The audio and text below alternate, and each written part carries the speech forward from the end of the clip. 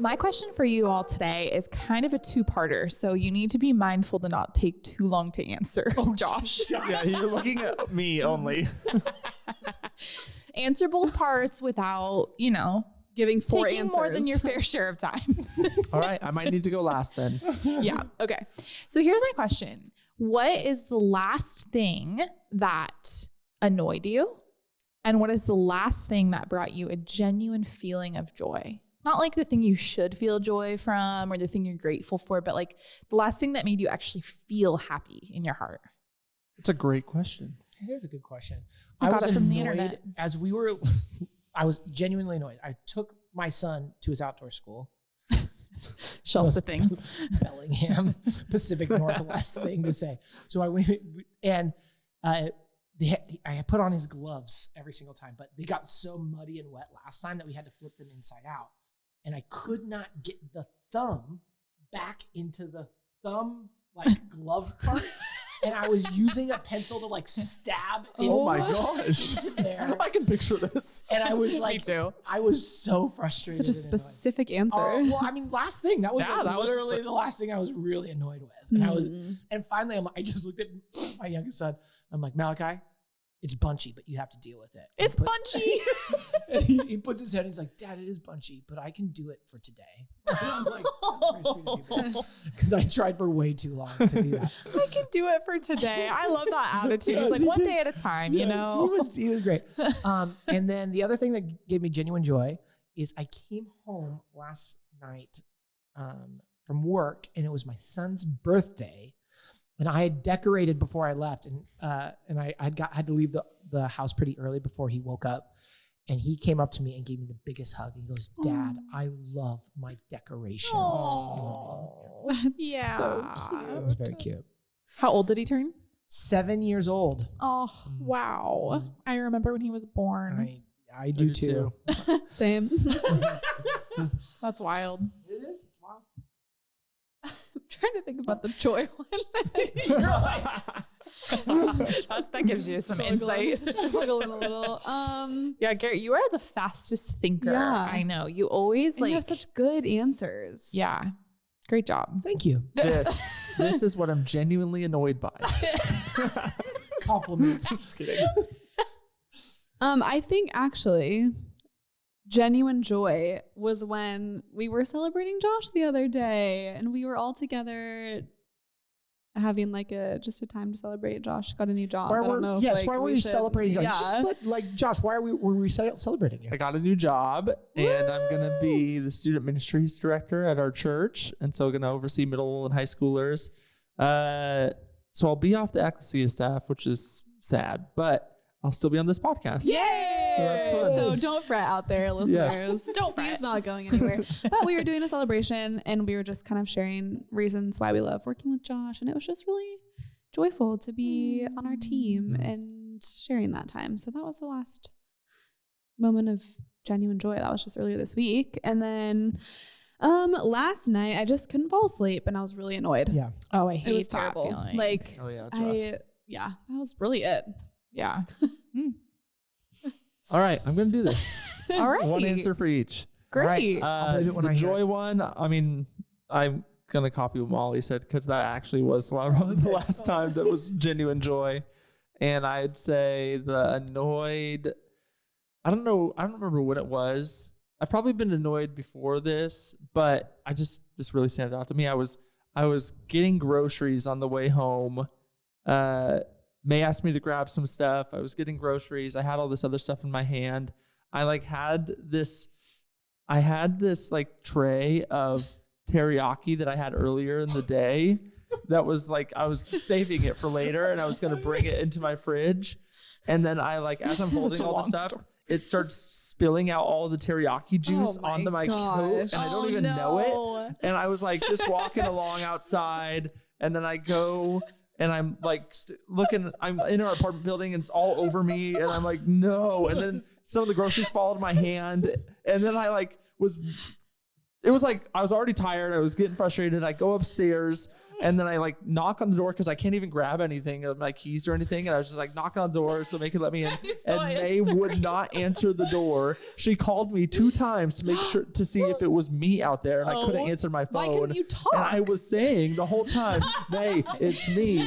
May, open up. It's Josh. And then finally opened up. And I was just like, oh, I was so annoyed. You know what's kind of funny is last time I came to your house, I was holding, remember, a bunch of things and spilling coffee all over myself. It's actually like a very similar situation. And I was like kicking the door. Yep. To try to get you to open it because I didn't have any hands. And so maybe there's just something about your apartment and like having to open so many doors and carrying it's so far from the car. So you don't want to take 2 trips. So you have to have it all. I was just like, very tense and stressed afterwards. And I was like, I know that feeling. I bet everyone listening honestly can like imagine that feeling when you're like, there's things slipping out of your hands and you're like, that's the worst. Like, why God me? Why? How could God be so good and let this happen? Such like disproportionate sense of anger for what's actually happening. And what about joy? I said the joy thing. When we were complimenting you the other day. Yeah. when we were all going around affirming what they love about me and like working with me. Molly knew that was going to bring you joy. You like went to the bathroom or something and she was like, I think we should all say what we love about Josh. He'll love it. It's true. Molly's known me a decade and she knows. Words of affirmation. That's how it works. Come on. Let's see. It's easier to remember the last thing that annoyed you. I wonder why that is. That's like adulthood or something. The last thing that annoyed me is this morning. So Jono, my husband, wakes up really early because he works on East Coast hours. So he wakes up at like 5 a.m., which is really early for me. I wake up at like 7 or 7:30. But I don't know if he was awake. I haven't had a chance to ask him yet. I don't know if he was awake or if he was doing this in his sleep, but at like 5 a.m., he was rubbing my foot with his foot, like until I woke up. And I was like, yeah, but he was like, just so laying there. It was like, he was asleep. So he might've been asleep. I don't know, but I was so annoyed. You don't think he was just trying to be cute? Like maybe, but at 5 a.m. that's all cute. Maybe. I do not like that. I was so disproportionately mad. Like, that was the worst. The last thing that brought me joy, maybe, this can't be the last thing that brought me joy because this was a few days ago. And I know I've had joy since then, but the last thing I can think of is our camera and sound guy, Matt, makes really cool stuff. Ooh. And he made this really epic bag. It's like checkered corduroy, like super, super cool bag. And I was just telling him how much I loved it. And he was like, you can have it. And he gave it to me. And it brought me so much joy. Let's go. Matt. Yeah. It brings me joy every time I look at it. In fact, I love it very much. Matt is so generous. Yeah. John and I both have stuff made by Matt and it brings us both a lot of genuine joy. Yes. And we love when people compliment it, being able to say like, our friend made it. That just like feels so cool. But another thing that annoys me is when you have to question your faith, you know? Like it's so annoying. Oh my gosh. Josh, did you not see that coming? No, you would think I would at this point. But How do you not? As soon as she started, I was like looking at you for your reaction, and then you were still surprised. I love Kind of your fun. it honestly is good. That's why it bothers me. It's like goodness, gosh, that was actually stop. decent. They used to be really good. I kind of fell off the deep end for a I think while that and was I'm good. climbing my way back up. But actually what we're talking about today actually is pretty serious because it's actually really kind of a painful question. We're sort of talking about when you are asking yourself, like, do I still want to follow Jesus or am I like ready to tap out of Christianity? And I think a lot of people are asking this question right now. A lot of people I know are asking this question. I think a lot of people in our generation or younger are asking this question. And there's a lot of factors. Like, I think there's a lot of cultural factors. I think during COVID, people were doing a lot of reflection, feeling isolated. Like, there's so much that goes into it, but it's definitely a relevant and prevalent question right now. And I think I just want to start by like acknowledging what a painful place it is to find yourself in, to be asking that question. However long you've been following Jesus, to sort of be in a genuine place of like, do I still want to do this? Like, whether it's because do I still believe in this, or if it's like, can I still be a part of this community, or whatever is kind of the motivating factor to be asking yourself that question, I think is really painful. And I just want to start off by kind of acknowledging that and maybe naming some of the reasons we've heard from people or can imagine from people what it is that is sort of leading to this, like maybe making them want to kind of tap out. Yeah, and I think that I read something from Fuller Youth Institute the other day, that because we just celebrated Martin Luther King Day, and this is something Martin Luther King said, and I think it literally could have been written yesterday. It's something MLK said in Letter from a Birmingham Jail, where he said, "I meet young people every day whose disappointment with the church has risen to outright disgust. I hope the church as a whole will meet the challenge of this decisive hour. But even if the church does not come to the aid of justice, I have no despair about the future." And I think that there's a version of that. I think it's actually similar things that Dr. King was working for in the civil rights movement.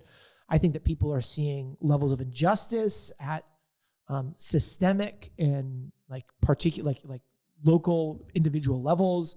I think that people are watching how the church treats LGBTQ plus people, no matter what your theology is on that, and just watching at how much damage and the burden that we ask LGBTQ plus members of the community to bear.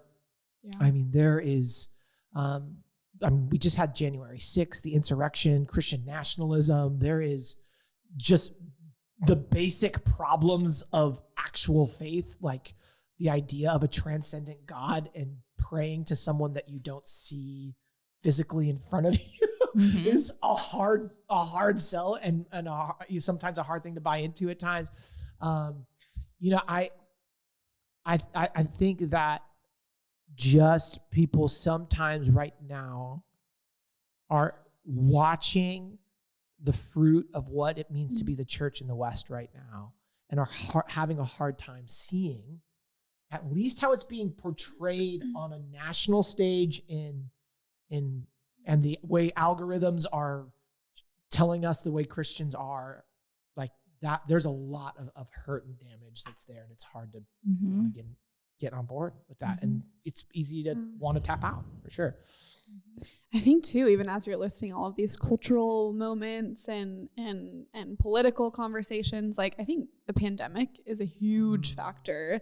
I think people are seeing, I think people are, for multiple reasons, I think people are seeing maybe a response from Christians, or a culture with the what feels like super binary, two sides, divisiveness that's coming out and seen in the church, that makes it feel difficult to want to ascribe to an institution or to an organized religion. And I also think outside of a Christian response during the pandemic, I think the pandemic itself is inviting us to ask questions or to examine things that we maybe were not realizing we needed to examine. Yeah. I think it's just your job, your things you believe, the way you live your life. I think it's just this time in our world is inviting a lot of people to kind of think about things in a way that they maybe haven't, including religion, including faith.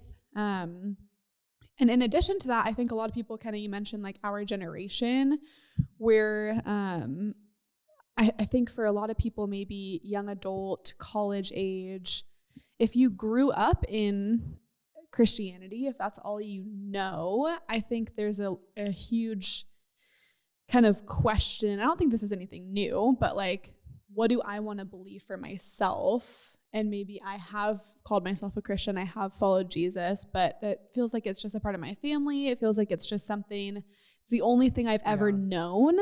And now I'm an adult. I'm learning new things. I have new critical thinking skills. I'm kind of seeing the world in a new way for the first time.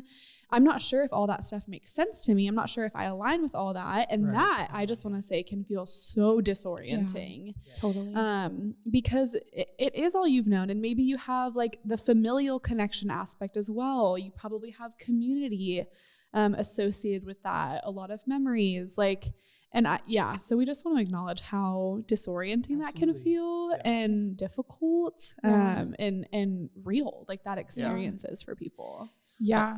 And sorry. And I just what you're saying, Mal, I just want to add to that like, I think too, what a lot of people find themselves in is coming maybe to college or to grad school or whatever it is for the first time and experiencing maybe new pushback on their faith, because a lot of people, have had community all growing up, or, in high school, they started going to youth group or whatever it is, but they, wherever we grow up, we kind of have a little bit of an echo chamber, usually when it comes to faith or not. And so coming to a new city or a new community and having people kind of question your faith and maybe not being equipped to answer those questions, I think people oftentimes will still have those seeds of faith, but they're like, oh, wait, if I don't know the answer to that, or if I don't feel like I can necessarily defend that, and you know what, you're right, it can just sort of send you into a tailspin of like, I do have belief, but do I want to be a Christian? Like, I just don't know if I can really align myself with something that I can't necessarily defend against these new kind of critiques, maybe. Sure. Yeah. Yeah, I think that's true. And I think the other thing that I'm noticing is I think life's just been hard. And I think I said this the other day, might have been to you, Molly, but I want to ask someone how they're doing and for them to just be like, I'm doing great. Like, things are awesome. Everything's and for that to be genuine. For that to be genuine and just like, life's going well for me. I'm having fun. I'm learning. I'm being like, I'm becoming who I want to be. Like, and I just am not hearing that very much lately. And I think that's a result of a lot of things. I think you're right that the pandemic's a part of that. I think cultural tension. I think that there's a level of, especially for young people, like the economy isn't set up that well for anyone to thrive there. Like job uncertainty and worry and career path and all the things that are bringing people stress and worry. Like, I think that that's just been compounding. And so I'd also imagine that like part of the reason why it would be easy to tap out of Christianity or following Jesus is because I think that we might have set up a transactional faith for a lot of people that is essentially, if you follow Jesus, you will then experience life or peace or joy or contentment. And I think a lot of people aren't feeling that. And so I think what's challenging is when you're not feeling that, it may be, I want to follow Jesus, but I'm not actually experiencing the promise that I've been sold. Thus, he must not be real. Really, because if he was real, I would be experiencing the promise that I'm being sold. Yeah. Like we've sold a bad, like we sold a set of goods, and now everyone's like, I'm not experiencing this thing that you told me, therefore it must be untrue. Yeah, like there's a woman named Ruth Haley Barton, and she writes a bunch of books, really great. And one of the things she says is that the Christian community says that it offers two things: transformation and community. And rarely are we delivering on these promises.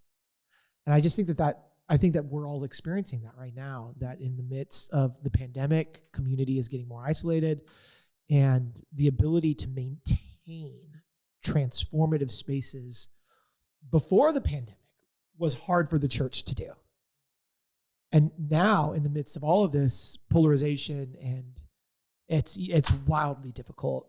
It's not only difficult, it's difficult to do something that we were already bad at. Yes. Yeah. Well, not just that, then to see Christians often in the forefront or to be proponents of that which is causing disunity or lack of peace or lack of joy, like seeing them as enemies to the thing that they want to experience, and then going, well, then why would I want to be a part of that? And so I think I've had that too. Like, I think I've been experiencing a level of just like this belief that I have that God has ordained and the church and his people to go out and be lights in the world, like to bring Eden into the world, like to bring restoration into the world.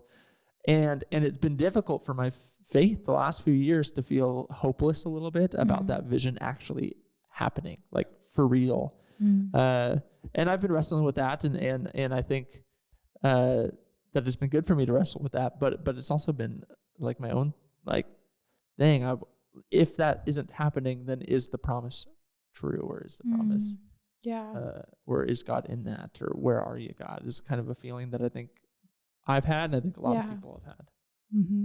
Well, yeah, and I think it kind of begs the question, like you're saying, Josh, like we're sort of set up to believe that if you follow Jesus, you receive, like Jesus saying, whatever it is, community, and then you try to press in community and you don't find it. Or if you follow Jesus, you will receive peace. And you're like, I'm still riddled with anxiety. Yeah. It kind of begs the question, like, what is following Jesus about then? And I think that is what people are asking. And I kind of want us to take a stab at answering that question. Like, if it's not necessarily about receiving these specific feelings or tangible things like, friendship guaranteed or something like that, then like, what is following Jesus about?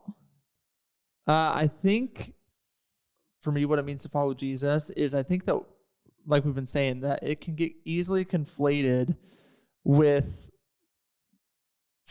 do these certain activities, follow these certain rules, do what Christian culture has told you to do, and that's what it means to follow Jesus. And then if you're not about that, then you're no longer following Jesus, is what I think I hear a lot of people say when they're questioning following Jesus, or when they're wondering about what it means to follow Jesus. I think it often has to do with the institution has failed me.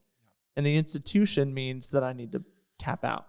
And we've talked about this before, but the reality of what it means to follow Jesus is confessing with your mouth and believing in your heart that Jesus is Lord. Like, the reality of what it means is that you are making a statement about what reality is and what it looks like. Yeah.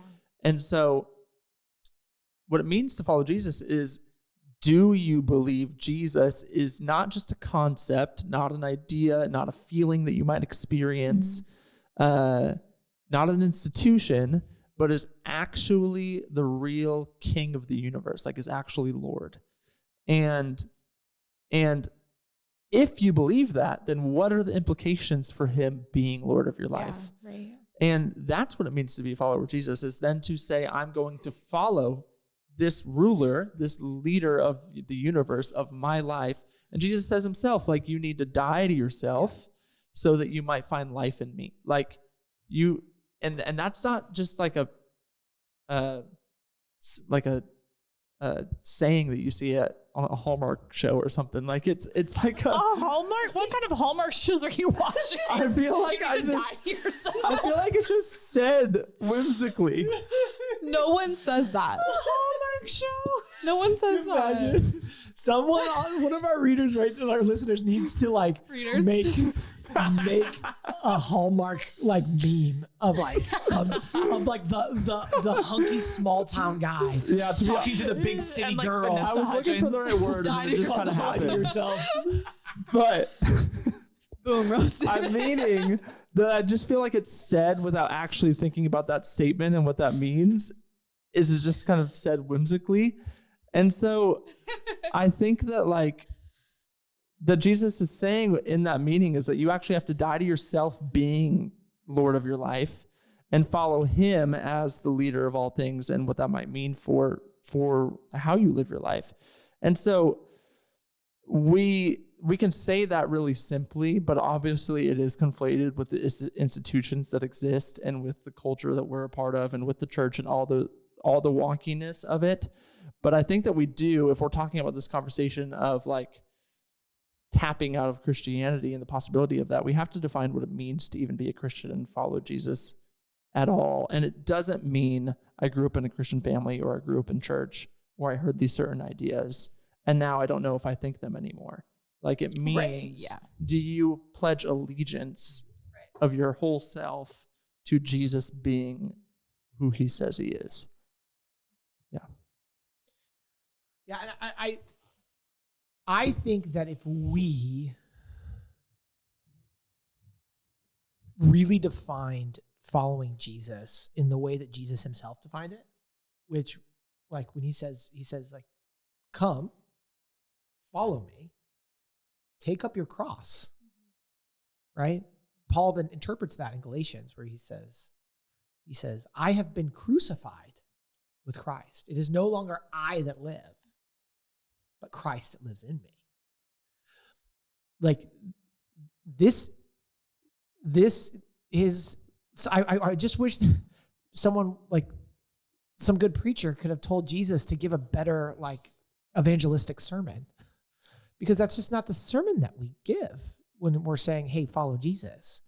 It's going to require. You were joking, right? Yes. Okay.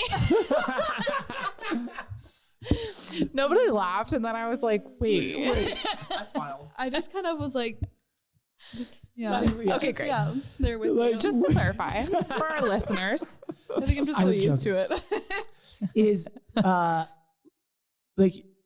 we need to understand that as we follow Jesus, our expectations, our visions, the things that we think are going to lead to human flourishing, the ways that we've been formed, are like we're teaching this class on the Enneagram, like our ego constructs, the ways that we've created security and safety and belonging for ourselves, like all of that, if we actually want to commune with the God of the universe, we need to call into question and allow it to die.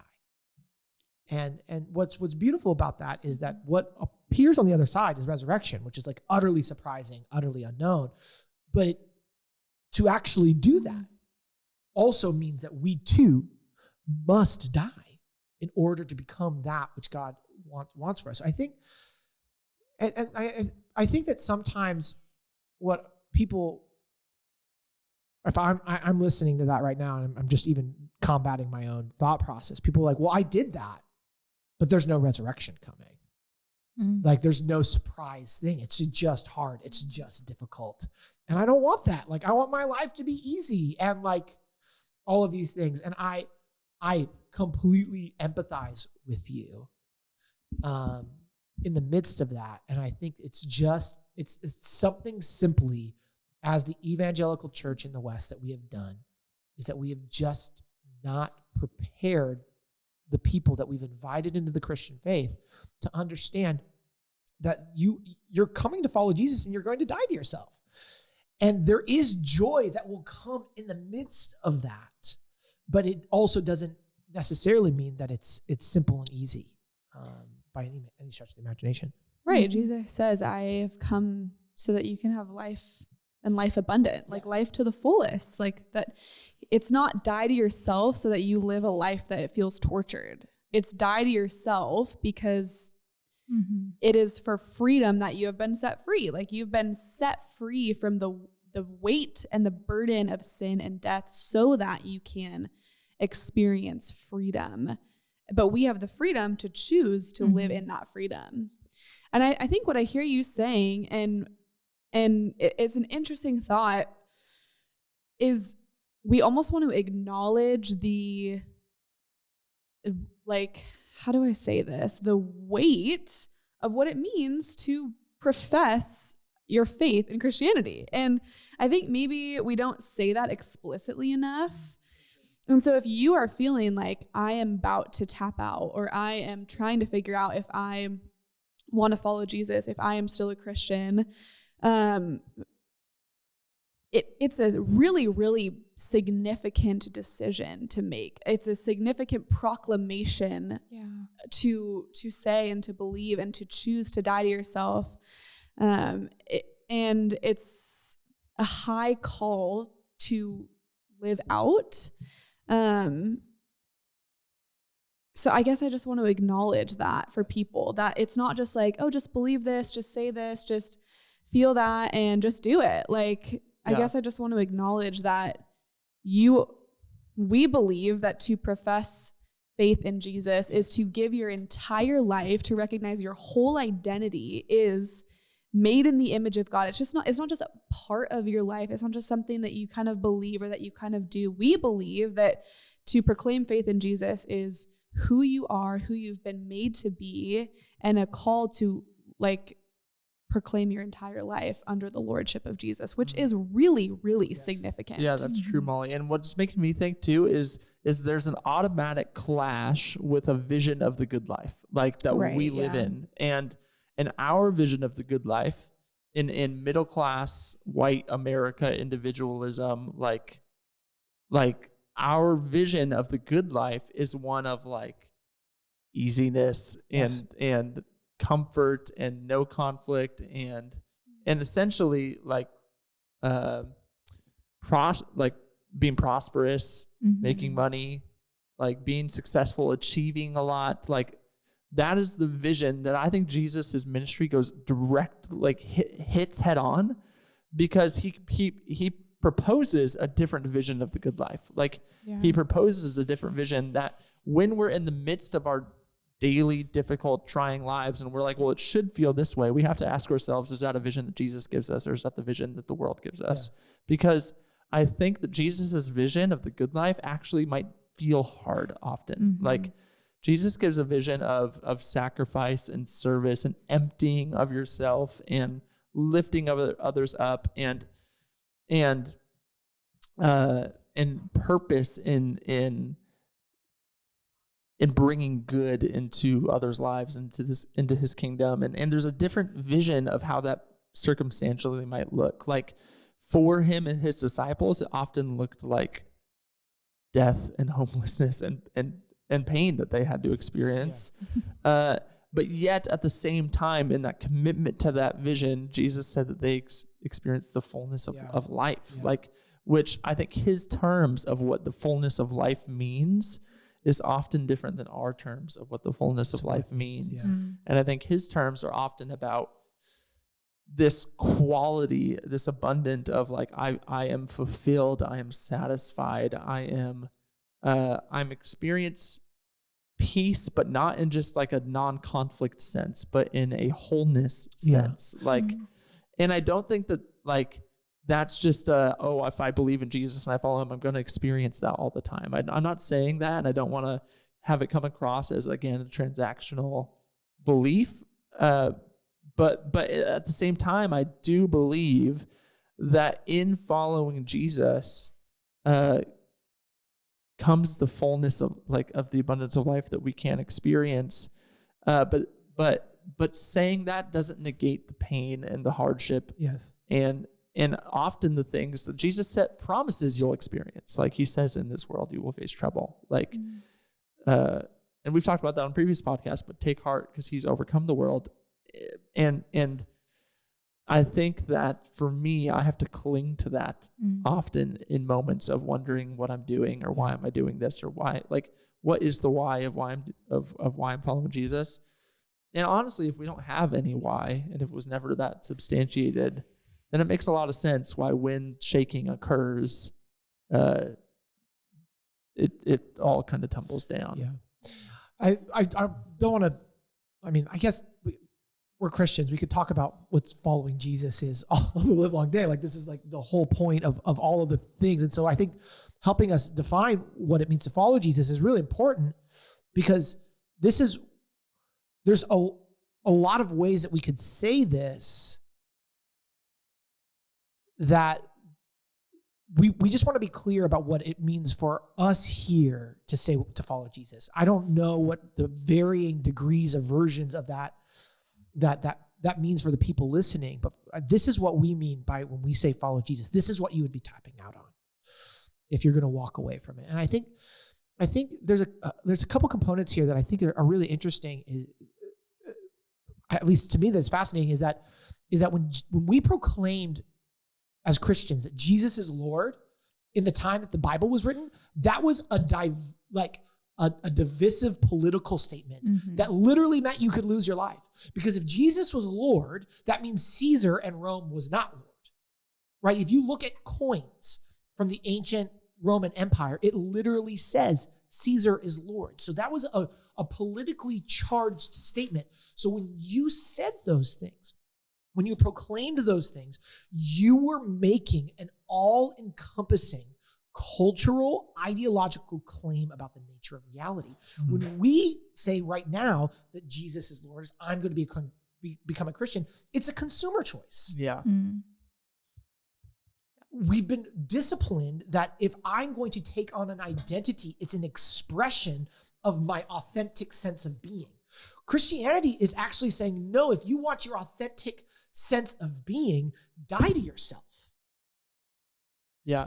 You're not expressing something authentic about yourself. You're expressing how inauthentic you are so that you might discover exactly how authentically God made you to be who you are, which is a very different way to think about professing following Jesus. So all of a sudden, you're like, I'm not experiencing meanness. That's the point of being a Christian. You are supposed to experience Jesusness and the unique way that he made you to be like him.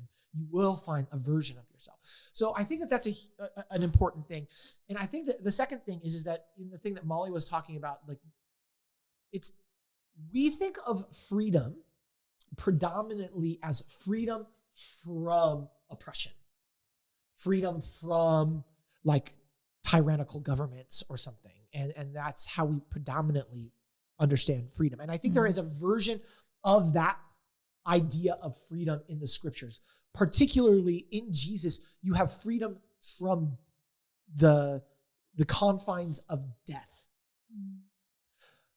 However, that doesn't mean that you don't experience death. We just proclaim in faith that we are free from death. But more importantly, I think what the scripture talks about is freedom for. Yeah, right. That's such an important shift. For a life of following Jesus. Yeah. You are set free so that you can enter into following Jesus. You're not free from the confines of ethics. You're not free from the confines of the yoke of following Jesus. You are freed for embodying and living the kingdom of God. And I think that's a really important. That is really important. Yeah, and Paul says there, when he's talking about what we're free to choose, he says, use your freedom to live a life of the Spirit. Like, you have the choice to gratify the desires of the flesh or to live a life in the Spirit. And he says, if you, like, this is very like biblical terms, like the flesh and the spirit, but if you gratify the desires of the flesh, this is going to be the outcome. If you use your freedom to live life by the Spirit, this is going to be your outcome. Love, joy, peace, patience, kindness, goodness, faithfulness, gentleness, self-control. Like, it's not about transaction. If I just do this, I will get these things. It's a life of fruitfulness, of pursuing God's Spirit and recognizing the reality that Jesus is Lord, dying to yourself, all of these things that naturally will produce the fruit that Scripture promises. And Scripture also says, if we gratify the desires of the flesh, if we are Lord of our lives, then it outlines the natural outcome of what that experience is like too, which I think a lot of us feel enslaved by and trapped by selfishness and deceit and all these things that are painful. Yeah. Something that you said that made me think, geez, you said freedom, like just the whole idea of freedom for a life of following Jesus. And I think a lot of us would like hear that and go like, well, why is that?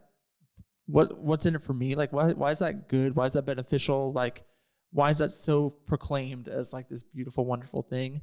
And I think it just making me think about like, if you actually believe that Jesus is who he says he is, like if he is the Lord of all of the cosmos, like of all things that have ever existed, like if he is actually good and beautiful and you believe that to be true of him, then what a privilege it would be to be able to follow that God and to model your life to become like him. Like that's the freedom that you have unto. You have the freedom, what Jesus says, to be made a new human. Like a new creation, was Paul would say, is that Jesus models what humanity was supposed to look like what humanity was created to embody. And Jesus says, in him, we can be made new. Like we can find new humanity and embody new humanity so that resurrection occurs in us, so that we can be a part of resurrection in and through the world. And I know that's really idealistic sounding, but like that's the thing that we're claiming. Like that's the thing that we're pressing into in believing that Jesus is Lord. And I just want to say that because that's what it was making me think about. I mean, I think that's why Jesus says, like, everyone who loses their life for my sake will find it. Like, this is exactly what he's talking about.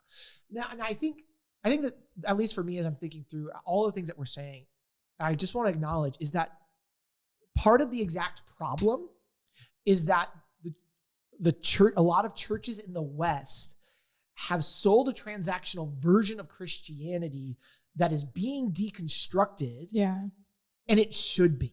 Mm-hmm. And if you have inherited that version of it, I do not blame you, because that version of Christianity will not, that transactional, like, raise your hand when the emotional music is at the highest point at the end of camp, or you've been guilted into all of this stuff. Like, I do not blame you for wanting to walk away from that version of Christianity at all.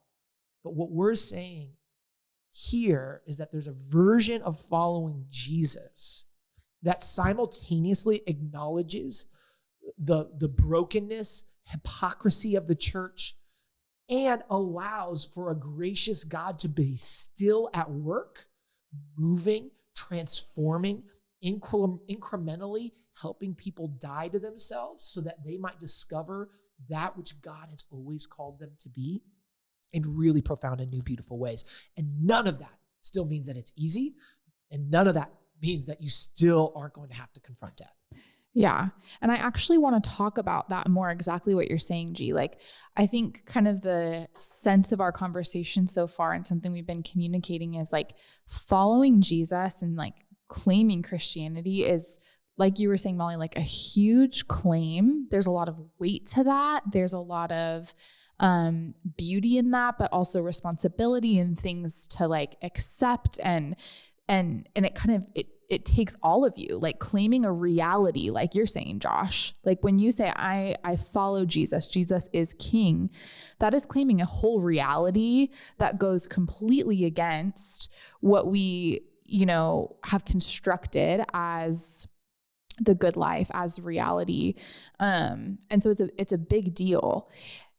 And what you're acknowledging, Garrett, is that what a lot of people are going through, and people who may be asking themselves this question, though, is a deconstruction of things that have been painful that you're saying should be deconstructed. And I just want to talk about that a little bit more. Like, what does it look like to press into following Jesus while deconstructing what needs to be deconstructed? And we've done episodes on deconstruction and on the church and things like that. But in this context of someone who's like, I'm about to tap out because I don't know about this whole Jesus thing. And if I'm not going to tap out, I at least need to kind of like amend what it looks like. What would we say to someone like that? That's a great who's question. in that place? Yeah, I think if that's where you're at, I think allow yourself to be there, I think is like the starting place. Is we're talking a lot about what it means to follow Jesus, what it means to be a Christian. Is it about behavior? Is it about just believing the right things? And I think that God holds a lot of room for us to be in process. I think that God holds a lot of room for us to ask questions, for us to be confused, for us to hold our pain, and for us to hold trauma. Like, I think God has so much mercy and grace for us in that spot. So if that's where you are, if you're like, I'm not so sure about these things, I'm not so sure about these things, I think I feel good about this one thing, like start there. Start with that one thing about Jesus, that one thing about following him, about who God is, about God's Spirit, about your church community that you do believe, that you do have conviction in, and allow that to be your starting place rather than maybe allowing all of the things that you are feeling like are overwhelming to you to be your starting place. Because I think if your main perspective is I'm only looking at the things that are difficult and discouraging and hard for me to believe, I don't know if I would want to move forward in that place. And so I would say start with what you do feel to be true about Jesus, true about why you're following him, why you're curious, and go from there. And that might not be so helpful for the big picture, but I just think, we're talking like if this title is caught your eye, like you might be in this place that feels very precarious. And so that's okay. Like I just want you to know that you are just A-okay exactly where you are, and allow the one thing that you know to be true about who Jesus is to be your starting place. I will say, I think down the road for us, like here who are sharing, who like, I feel like have done a lot of this work, have asked ourselves, I think this question, I imagine all of us at some point in our lives, like, what if I'm not so sure about this? I don't think following Jesus, I don't think that we can both die to ourselves, confess that Jesus is Lord and Jesus is King, and then at the same time say, but I'm going to pick and choose what parts of that I want to be true and what parts of that I want to be not true. I think those are inherently contradictory. But I do think there's a lot of room for us to be in process as to, I guess, fully understanding what that means. But I think there's a difference between asking a question of, do I understand and believe this to be true about who Jesus is, about the inerrancy of the Bible, about the reality of hell, about my theology around sexual ethic or LGBTQ+. And there's a difference between that and going, well, I do see that Jesus says this is how I'm supposed to live my life, but I don't really like that, so I'm going to do something different, but I still kind of like who Jesus is, so I want that. I think those feel very different, and there's a lot of nuance in there and a lot of in between on the spectrum of what that looks like. So I'm not sure, I know that's kind of a big meta answer, but I think I just want to hold space for all of that to be true while we're in process. If you guys could kind of like help me hone in on that. That's helpful, Molly. And I would just add that if that's where you're at, I would just add and remind you that God loves you, and that he I'm parroting what Garrett said, but also originally what Eugene Peterson said, which is just God loves you and he's for you and he's relentless. And that's coming to my mind because I just want you to know that regardless of what you think about who God is, he is. And I want that to maybe hopefully bring you comfort, because you might feel totally lost in what you think or what you believe about God or how you feel about God or Christianity. You might feel pain and all that, but I want you still to know that I believe that the Lord is still who he is, and that is not changed based on the failure, the successes, the in or out commitment of Christians that you've been around or the church. And so in saying that, I just want to in terms of like, how do I follow Jesus and still deconstruct all this other stuff? Let Jesus be your guidepost. Like, look at who he is, examine him in Scripture, spend time with him, and actually try to discern practically, like for real, who is Jesus and what's it mean for me to follow him? And that doesn't mean that you need to be on your own to do that. I think a lot of people are going, well, I can do that and that'd be great and I can spend time, but I don't need community anymore. I don't need to follow Jesus. I would really push on that to say that you do need different perspectives to challenge you as you go through that process. Like, and resources. You need different resources. You need different people who have done that to walk with you down that path. And if you haven't found those people, like, I'm sorry if you haven't found those people, but I would really encourage you to know that there are people who will do that with you, and even if you feel alone in that. And so keep know that if we just try to do that on our own, we're going to come up with only our own idea of who God is. And I think God is bigger than that. I think he's diverse and wide and different perspectives from different people and communities. And I think that is all part of us learning more about who the Lord is. And that if we don't do that, we're actually missing a big part of discovering who he is. And so I'm saying that all just to say what could it look like for you to use Jesus the best you can as your guidepost to model what life should look like following him, and to have that happen with other people as you talk to them, as you ask questions, and know that God is so big enough for your questions, so big enough for what you perceive as lack of faith. His grace is sufficient for you. His love is immense for you. And that question, those doubts, I guarantee that God would not want anything else. If you're in that spot, he would love to wrestle that with you. He would absolutely love to wrestle through these things that you're experiencing. And I believe that he's not going to turn his back on you, even if that's what we desire to do. I just want to add one quick thing on that, which is a dangerous first sentence for pastors. But all I'll say is, not only does God love you, like Josh said, not only is there room for you to doubt, like Molly said. I just want to say, as a professional church worker, pastor who leads a local church, I just want to, if that's you, we see you. You are seen. And I don't know your story specifically, but I'm guessing I could probably guess 5 or 6 of the beats that are in it just by sitting down and talking with you. And you have justifiable reasons to want to tap. And I want to allow that to just sit. Yeah. Mm-hmm.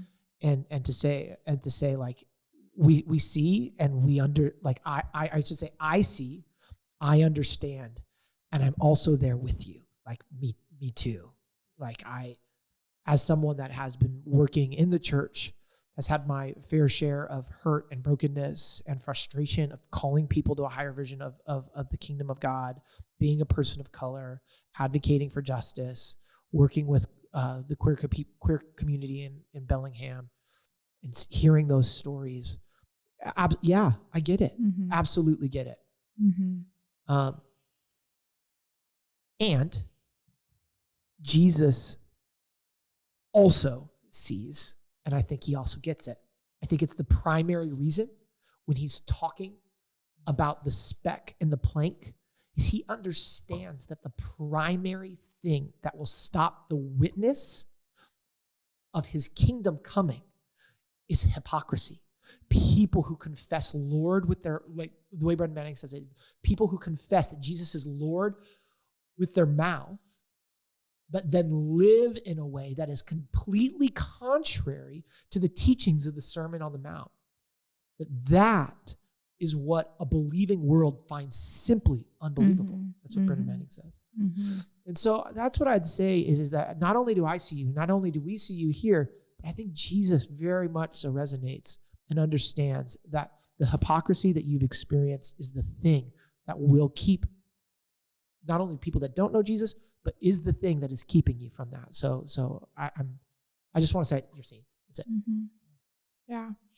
And my question for all of you, but especially for you, Garrett, as someone who's been a pastor for a long time and has walked with a lot of people through a lot of questions and doubts and different parts of their journey, is if people are listening to this and, once again, if you clicked on this title, maybe you were feeling pretty precarious about your faith and they're hearing all of this and they're like, you know what? No, I just have either I have too much pain and I just have to tap out, or I just don't believe. And so I have to tap out in integrity.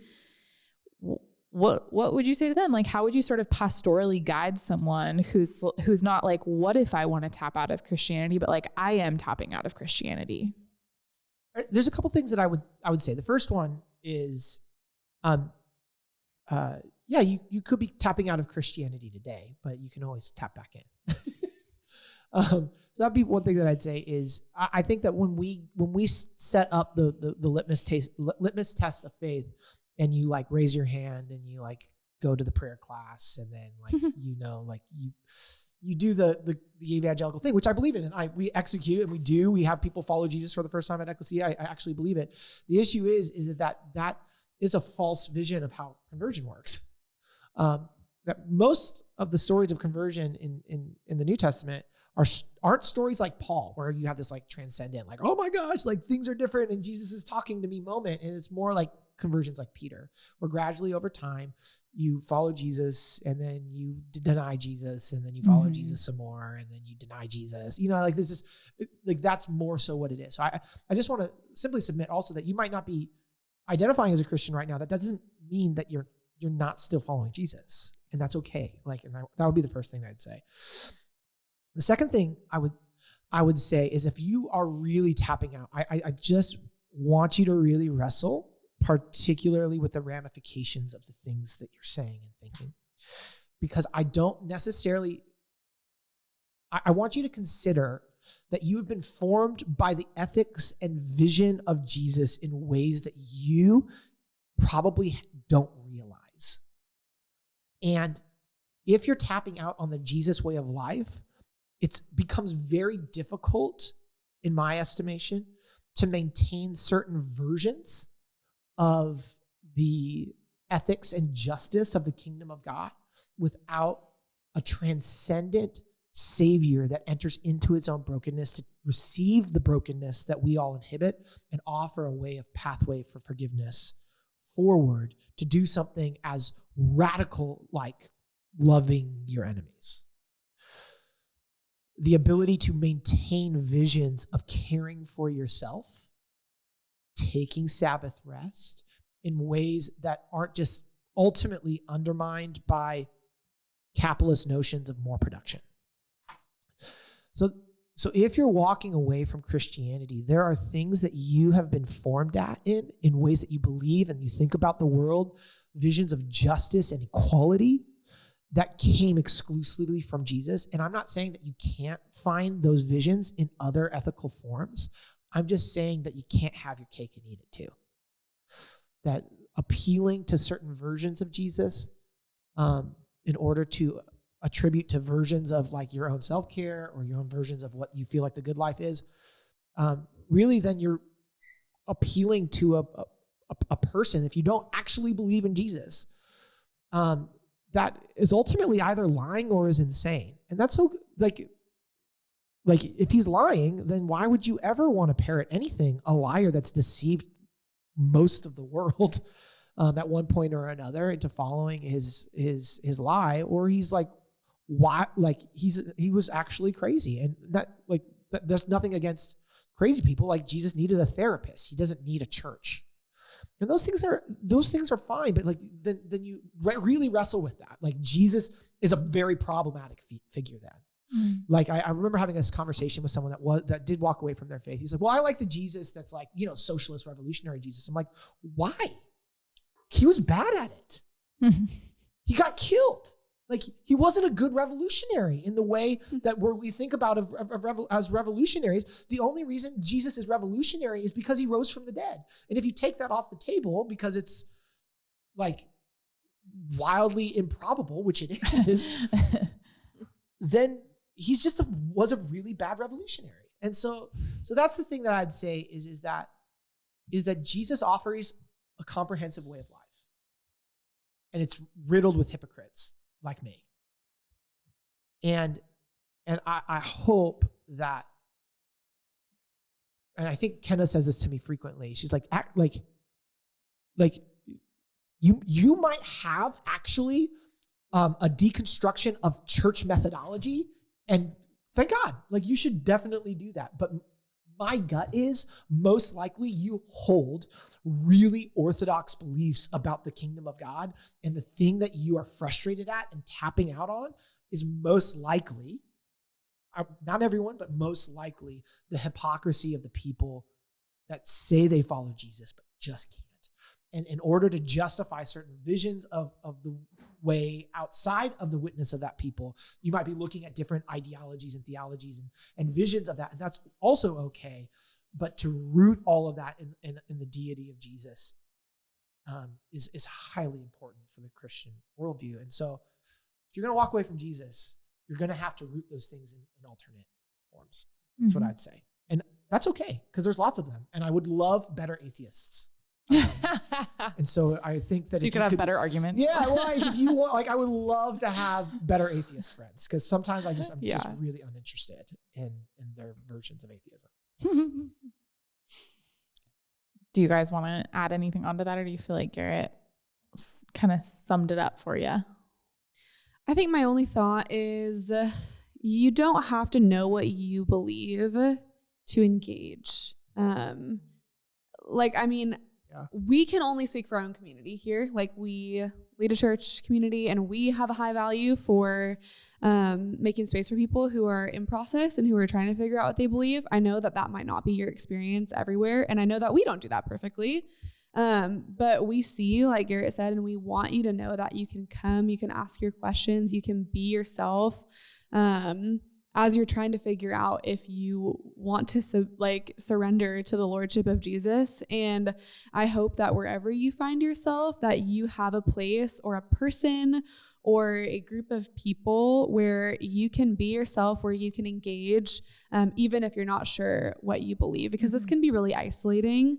And so if you're in that spot where you're trying to tap out, you want to tap out, there's still space for you if you want it. Mm-hmm. Yeah. And that's actually related to kind of the way that I would encourage people to find rest in the context of this question. What if I'm about to tap out of Christianity? I kind of shared at the beginning of this episode, maybe this sort of was an insight into how I think, but I was sort of talking about, like, if other people are critiquing your faith or asking questions you don't have answers to or defenses to, that probably showed my hand a little bit that is something that's my personality type. Yes. Is like the most thrown off by what other people may think of me. And so I guess I really want to speak specifically to other people who kind of feel that same way or struggle with that same thing, that because I guess I've experienced this, and I feel like I talk to a lot of other people who experience this. Like, I think I have faith. Like, I believe in the person of Jesus, and I see the type of justice he came to bring, and I'm really into it. And I see his love and acceptance, and I want that, and I want to give that. But man, I've heard this about Christianity, or I've heard this critique, or I see the church doing this, or I don't want to be associated with this. There's a lot of that. I feel that a lot. And so I just don't know, like, I feel like I can't be associated with a Christian community. And I don't want to use the word Christian for myself, because I think it has brought pain for other people, and I don't want to be a part of that. And I relate to that. And I hear it a lot. And I think this is such a simple encouragement, but the encouragement I want to give is that I don't know is an okay answer. That if someone asks you, like, what you believe, kind of like you're saying, Molly, what you believe about something, or like, what would the church say about this thing? Or what's the correct biblical interpretation of this passage? What you can say is, I don't know. Like, but what I do know is this about Jesus, and return to what you do know to be true in your depths and in your heart, no matter how minimal that is. And I think that fluctuates as you read different voices and understand different things and are a part of different communities. What you feel that you do or don't know fluctuates, but there's always something you know in your heart. And whatever that is, that's an okay answer. And you don't have to defend what you feel like you can't defend. But it also doesn't mean you have to tap entirely out if you do know something about faith in your heart. Like if you do feel those seeds of faith sticking strong and having roots, it's okay to not know all the answers. And I just want to give that encouragement for people who are also who don't want to, bring pain to others through association and things like that. I think there's a lot to struggle with there, but I've found that to be really powerful. Like, I don't know. Here's what I do know. The only other thing I would add to that encouragement on finding rest is you could just have a really bad church. And like, there's better ones. Mm-hmm. And I'm not saying that in the context of like go shopping for church. I actually think that that's also kind of harmful. But I think that there's also a version of permission to say like, like find a community that allows you the space to ask hard questions. But I would also say, beware a community that also just allows you to only ask hard questions. That there is an element of communities, people like, we're not afraid of doubt. We're not afraid of mystery and all of this.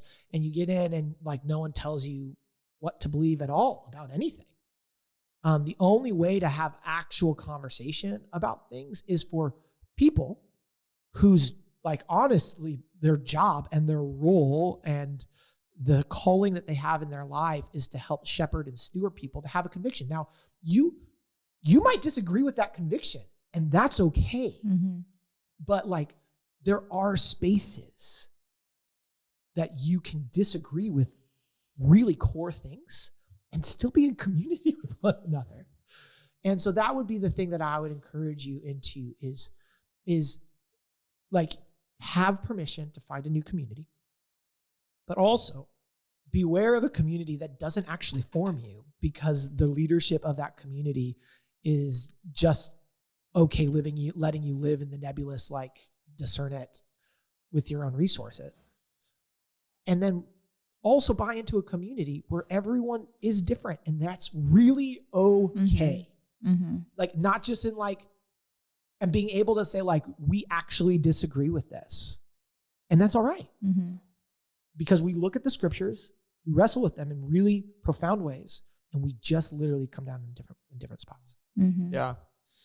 I think the encouragement I would give is similar to what Garrett was saying earlier. I just think I would encourage you, wherever you're at, to just do the work to define what it is you do believe. Because I think I encounter a lot of people who actually don't know what they believe, and they don't care to know what they believe or don't believe. Like that there's just a level of like, well, it's just my life and you can't really know anything and just might as well go forward and whatever. Thinking that we're just in control of our lives as we do that. And I would warn you that is an easy way to be controlled. That's an easy way to fall susceptible to systems and things and people who are going to harm you and hurt you because you aren't aware of what you're a slave to. And so I would just encourage you to do the work to actually discern, like, what do you believe? And whether that's Jesus, whether that's something totally different, whether even if that's nihilism, like, what do you believe and what are the ramifications of that on your life? Like, because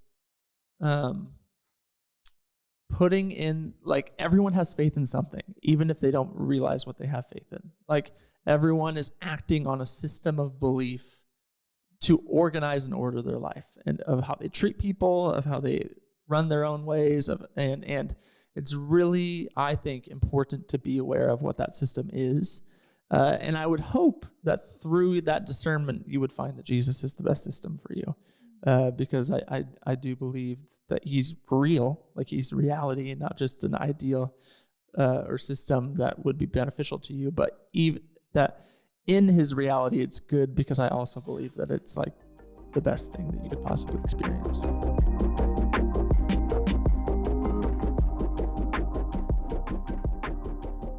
Thanks for watching. If you enjoyed this video, like it, subscribe to our channel, and turn on notifications so you can stay tuned for all of our content.